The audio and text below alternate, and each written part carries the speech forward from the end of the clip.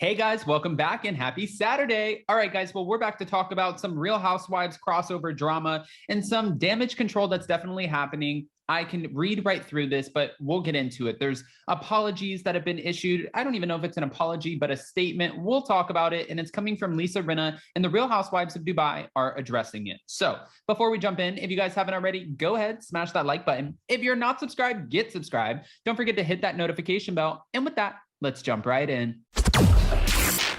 It's time for all your binge-worthy pop culture news.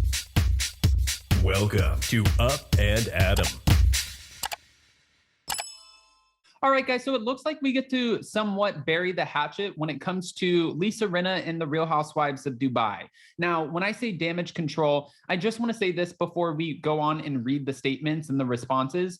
I've talked to a few housewives, some Salt Lake City, some Orange County, and I know for a fact, 100% for a fact, when the housewives go after one another, and it has nothing to do with the scenes on the show, sometimes they get contacted by Bravo or the PR people who are meant to handle them, kind of like they're people that are designated for each specific franchise, and they will say, listen, you need to either delete that post, retract that statement, or you need to issue an apology, or else we're going to have an issue. This is, not something that we're going to condone as a network. You need to fix this now. We didn't approve you putting out this statement, so fix it. And I'm sure 100% Bravo did not, I'm sure that they did not approve a statement with her saying, if we go after Garcelle on our show, then we're considered racist. And that's bullshit. I refuse to accept that. I refuse to go by that. And if you guys think that, then you guys are hoes and pussies and go watch Real Housewives of Dubai. Bravo 1,000,000% did not co-sign on that statement. Now, Rinna has issued another statement, and I saw where a lot of the women on the Dubai franchise were tweeting her back and, commenting on this. It looks like, I'm guessing, Bravo said to Rinna, go and apologize, make this right, because you're out here blasting our brand new franchise that we poured a lot of money into. You're sitting here slamming the other women, and you just called everyone hoes and pussies, and this is not okay. So fix it now. She said, I've heard a lot of you over the last week about some comments that I made on my Instagram story. I never meant for them to be interpreted in the way that they have been, but I truly appreciate you all reaching out. I just had the opportunity to have a lovely chat with Caroline Brooks. Caroline, thank you for the open dialogue and conversation. I have the utmost respect for all of the ladies on hashtag Real Housewives of Dubai, and I can't wait to officially meet you, Caroline. Wait a minute. I never meant for them to be interpreted the way that they have been. Let me just tell you why this is a silly statement. You called the audience hoes and pussies, okay?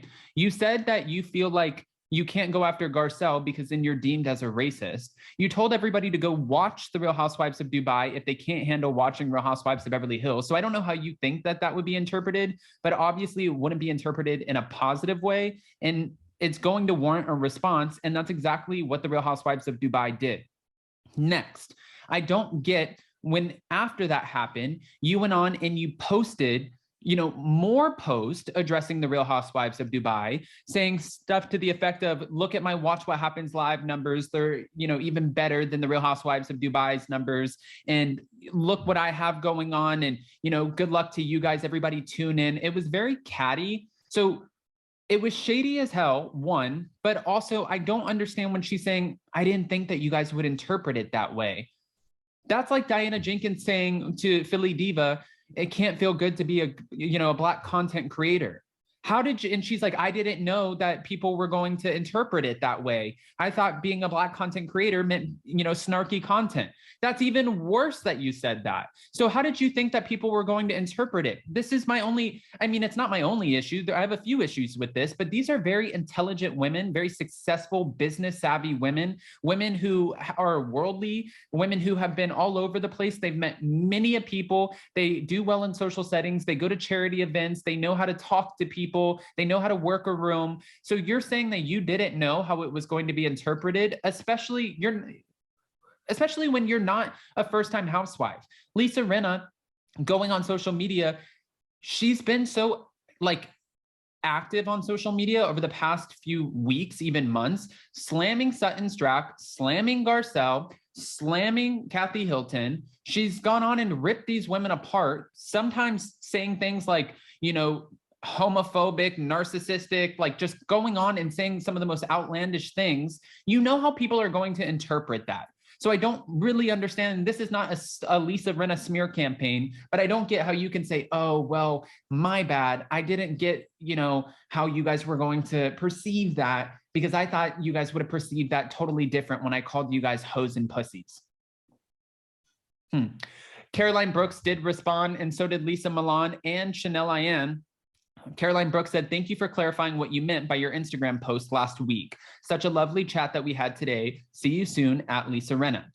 Lisa Milan also said, thank you for the conversation. Like, can't wait to meet you. She also, Lisa Rinna, went on and posted on Twitter saying, Chanel Ian had a great conversation. Can't wait to meet you.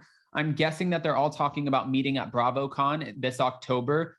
But at the end of the day, this is total damage control. This was somebody contacting you saying you need to make this right. And for these women, I'm sure that either A, they were contacted back by Bravo saying, please just accept the apology. That way, you know, we can take some of the heat off of Lisa Rinna. She understands what she did, and we told her that it was wrong. So we're going to have her contact all of you. Please just accept her apology publicly. That way we can move on from this and focus on the show.